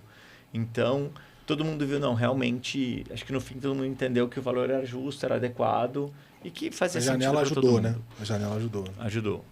E Pô, que legal. Você disse que o negócio ele foi adquirido, mas não é uma holding, né? Faz parte da estratégia da plataforma que está em construção aí. E você disse que na jornada aí você tem agora essa possibilidade, essa oportunidade de se conectar com pessoas que são super boas e tal. Como que está sendo essa conexão? É uma vida nova, né? Então, tem um fundo 6. Dentro do fundo 6 tem algumas empresas. Uma delas é a SEC, que é a gente. Então, a gente teve... o timing foi muito bom. E até aquele negócio, de novo, você olha para trás e... fica óbvio. A gente tinha uma expectativa de fechar em outubro, não fechou e foi frustrante na época. E aí você fica, vai, não vai, vai, não vai. No fim, a gente fechou, a gente entrou em abril. Dia 30 de março lançou a marca, a gente assinou o contrato dia 2 de abril. Então, foi logo que lançou a marca. Então, foi bom que a gente entrou no momento que era SEC. Então, já tinha nome, já tinha marca, já tinha logo. Essa identificação é importante. Muito bom. Então, para o nosso time, foi legal isso, de eles saberem onde estavam entrando. Foi muito legal que 100% do time ficou. A gente tomou ali muito cuidado de falar para eles, gente, vocês vão ficar, fiquem tranquilos, porque a primeira coisa que vem para a pessoa mid-level e low-level, assim, M&A é corte de custo. Então, foi, gente, é o contrário, vamos contratar 200 pessoas esse ano. Então, não queremos só vocês, queremos amigos de vocês. E passados aí, 7 meses, 8 meses, 100% do time continua na empresa. Então, lógico, é uma adaptação, mas eles compraram esse novo sonho. E a gente vendeu muito isso. Foi uma vitória, comemorem. Né? Vamos comemorar, vocês são parte disso. Acho que no Brasil a gente não tem isso, mas nos Estados Unidos é muito comum você ver a pessoa falar assim, foi o 5º colaborador do Uber. Número 5, né? Aqui a gente fala muito pouco. É uma puta conquista. Então a gente trouxe isso muito para eles. Aqueles, você foi, cara, dos 10 primeiros, sabe? Coloque isso, venda isso, isso tem valor. Você foi parte disso. Tinha algumas pessoas que tinham equity, então também teve essa parte que foi legal. Foi bom. E aí a gente fez agora essa transição e você tem que encaixar, né? Só que você vai encaixar uma empresa de produto e uma empresa de serviço. Então, não é uma coisa que encaixa certinho, né? É meio que uma bola encaixando num quadrado. Verdade. Mas, no fim, o processo está sendo bom, tanto que o time continuou, né? Então, a posição que eu e meu sócio ficamos é uma posição legal. E tem uma coisa que é bem interessante, que a tese é muito nova, a SEC é muito nova. Então, a SEC, a gente fala, cara, é uma grande startup. Para a gente, é muito mais natural do que para as outras pessoas que foram compradas de empresas que tinham 20 anos de mercado. É um choque de cultura e realidade absurdo. E a mudança. Eles não estão acostumados com você andando para cá, mudar para cá, vem para cá, vira, vai. Isso é pra gente, difícil de ver, né? É normal. E às vezes eles falam assim, mas nós vamos mudar isso. Assim, gente, aqui, com o pessoal Clean Cloud, isso daqui tá fácil. Isso daqui a gente tira de letra. Então, essa adaptabilidade que as pessoas da startup trazem é muito legal. E o que eu estou aprendendo muito lá é esse pensamento em escala, né? Que você está olhando tudo num número muito maior, numa grandeza muito Visão maior. global, né? Visão global, que você faz Brasil, você quer também implementar em Latam, que você tem em Latam, você vai trazer para o Brasil. Aí você tem que lidar com pessoas de outros países com culturas muito diferentes. Eu tive a oportunidade de morar no Chile durante o Startup Chile, então eu conheço um pouco das diferenças do chileno, mas você ali no dia a dia é diferente. Então está sendo uma experiência nova, assim, Legal. É muito aprendizado de Com mais dinheiro em caixa também, né? Sim. não ter que preocupar com a folha no fim do mês. Não, essa Sem parte dúvida. aí é uma tranquilidade de... E tem uma curiosidade, que inclusive esse mês eu tirei minha carteira de trabalho. Não tinha carteira de trabalho. Coisa linda, hein, cara? Caramba, Que coisa cara. linda, ó. Quando eu comecei como advogado, eu era associado, então não tinha. Depois eu comecei a empreender. Agora... Assalariado, ó. Caramba, CLT, coisa linda. Bem-vindo aí. Aí, bom, você manteve o time todo, né? Que é uma façanha para quem está passando por um processo de M&A. Por vários aspectos. Aí eu já ouvi de todo tipo de situação, né? As pessoas se sentem desfavorecidas no processo. Pro empreendedor, como você bem disse, assim, pro empreendedor, pros executivos, né? Para alta gestão em geral, normalmente você tem uma distribuição de equity e tem um efeito, às vezes, hora de mudança de vida, hora de um impacto importante na vida, que isso, obviamente, dá um outro brilho pro processo, né? Mas, realmente, para a média do time, você tem um impacto menor, né? Ou nenhum impacto financeiro, né? Real. Você tem uma perspectiva de uma outra estrada, né? Uma outra pista para rodar e etc. Cara, o que foi... Eu sei que você falou um pouco de que fez um papo, etc. Mas quais foram os elementos que você considera determinantes assim, para manter o time junto? Você fez alguma coisa de, distribuiu mais equity? Você fez alguma coisa do tipo, trouxe algum incentivo? Como é que foi isso, assim? Não teve incentivo financeiro adicional. O que a gente trouxe foi, primeiro, essa pista que você falou. Assim, ó, eu até trouxe um dado de quantas empresas fazem M&A para eles terem, né, ter palpável o quão difícil é isso. E aí eu mostrei assim, ó, mas olha quantas fazem um IPO em Nasdaq. Não tiveram, são 10 empresas, né? Você conta na palma da mão. Então, esse potencial de chegar lá e ter um diferencial ainda maior no currículo. Teve uma coisa, ou sorte, que é o momento do mercado. Então, o momento ruim, a gente tá com um investidor, né, super capitalizado, você fala assim, não vou ter que me preocupar, você vendo o seu vizinho, todo mundo sendo demitido, corte aqui, corte ali, dá uma tranquilidade. E esse terceiro ponto de você poder ver uma coisa numa escala diferente. Acho que isso a gente conseguiu vender muito bem. É tipo assim, ó, pessoal, por exemplo, nosso time de design. Nosso design foi muito elogiado durante todo o processo. Assim, ó, a gente vai chegar numa empresa que não tem um histórico de produto. Mas toda empresa de serviço na escala, ela tem vários produtinhos lá dentro. Só que ela não tem uma documentação. O produto é interno, então não vai ter uma usabilidade adequada, não vai ter uma tela. Só que aqui é uma oportunidade de você aprender como funciona esse tipo de empresa, ver se isso pode fazer sentido para você. É um laboratório. E a gente poder trazer todo esse nosso conhecimento para cá. Então, eu acho que eles viram essa possibilidade de conhecer uma empresa grande com um risco menor. Que é do tipo assim, deixa eu ficar aqui um tempo e ver essa experiência. Que eu posso sair daqui e falar assim, cara, não quero isso, não vou voltar. Ou, isso é legal. E o mercado que eu trabalho, startup, gente, é 5% do mercado. O mundo é esse. Então, aproveita essa oportunidade, aprende aqui, venha com a cabeça aberta, que você pode ter uma experiência que vai mudar a sua vida. A gente tem um desenvolvedor que ele até comentou, ele é um que eu falei, esse eu não sei se vai ficar, que é totalmente high performer, é uma pessoa que cresce super rápido, que empresa grande tem medo, né? Fala assim, cara, ela não vai me dar a pista que eu preciso. E aí ele comentou assim, eu fiz um curso e eu conheci pessoas de Oracle, Microsoft, Big Tech, e me surpreendeu o feedback que eles me trouxeram. E eu estava com isso na cabeça de algum dia ter isso, então o timing foi perfeito. Então, às vezes, a gente tem essa ideia de que a pessoa da startup não quer trabalhar na empresa grande, mas ela tem a curiosidade. Às vezes, ela não teve a oportunidade, às vezes, ela não tinha a língua que muita empresa grande exige, às vezes, ela não fez a faculdade, às vezes, ela não tinha os relacionamentos, ou por qualquer outra situação não pôde entrar. Então, assim, gente, vocês estão aqui num lugar que vocês estão num lugar e com visibilidade nesse lugar, vocês são importantes, relevantes para esse negócio. Aproveitem. E eu acho que eles estão buscando aproveitar isso e estão gostando da experiência, ou pelo menos do aprendizado que estão tendo. Legal. É muito interessante. Puta, Acho que cara. muito... E sabe que eu acho que uma das coisas mais legais estava olhando pra sua própria história, né, cara? Tudo que você acabou de falar acontece com você também, pô. Porque sua jornada toda foi, cara, startup ali, pô, barriga no balcão o tempo inteiro. Agora você tá numa Big Corp, né? Que é o fundo, né? E, cara, você tá construindo uma coisa muito maior, assim, né, cara? Um pensamento de dominar o mundo, né? Não, total. Assim, Você já tinha um pensamento de dominar o mundo, né? Que agora você tá com os recursos mais... com mais agora ele tá recursos. com um lança-foguetes, né? Exatamente. Hoje a SEC tem 1.000 pessoas, né? Então, estamos quase 1.000 pessoas em Latam. Então, é outro skill.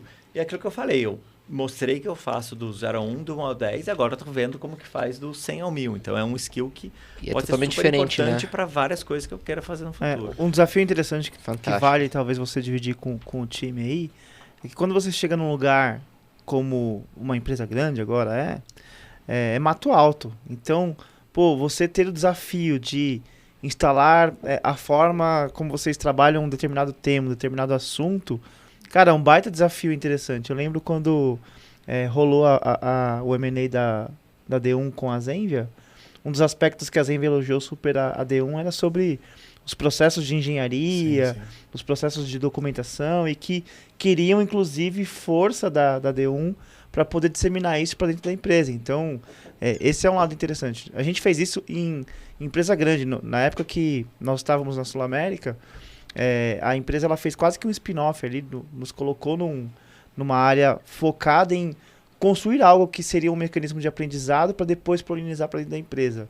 Então, essa dinâmica ela é muito legal, de você aprender algo ou ter um conhecimento de causa que depois você pode levar para dentro do aspecto maior ali e produzir algo que vai trazer escala. E o mato ele é super alto e muito divertido quando você vê aquilo acontecer.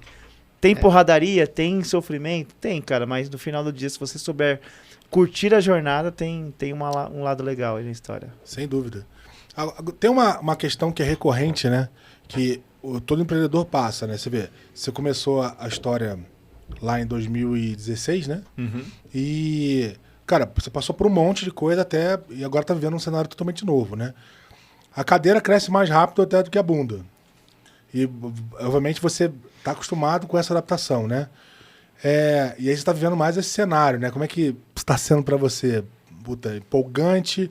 É algo que você entende que a tua construção tá muito elaborada para isso? Como é que você resolveu isso ao longo da tua vida, assim?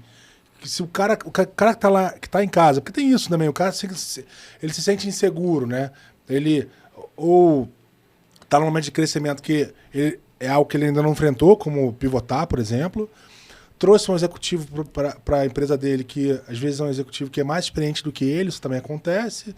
Pô, tem milhões de situações em que a cadeira cresce mais rápido do que a bunda e que você precisa se adaptar, né? Como é que você resolveu isso? Como é que você tá... E como é que tá encaixando isso para você, né? Cara, estudar. Não tem segredo. Não sei qual metodologia que você gosta. É fazer curso, podcast, vídeo, YouTube. Tudo junto. Mas é ir atrás de conteúdo, né? E conversar com pessoas que viveram isso, que passaram por isso. Vocês falaram aí da D1, o Fernando é uma pessoa que eu conversei bastante, inclusive no processo de M&A, um cara sensacional. Então, assim, buscar esse conteúdo da forma que funcione para você.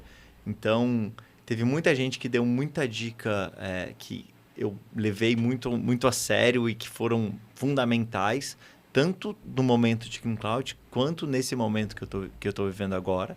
Mas é isso, é você se esforçar mais do que o seu amiguinho ali do lado. Legal. Eu, gosto de conversar com gente assim que tem experiência e que é mais inteligente do que eu. É bom demais, é bom É. demais.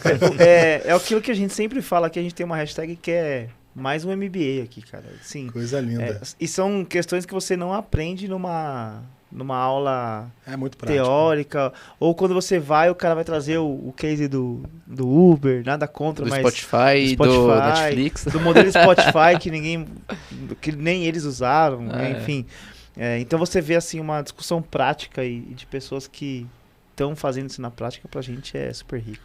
Gente, a gente Case brasileiro, acho que aqui é mais legal de tudo. quase né? 2 horas. Quase 2 horas. Ô, louco, Zé. Ó, Tu vê como é que o tempo passa, bem que você falou. não é?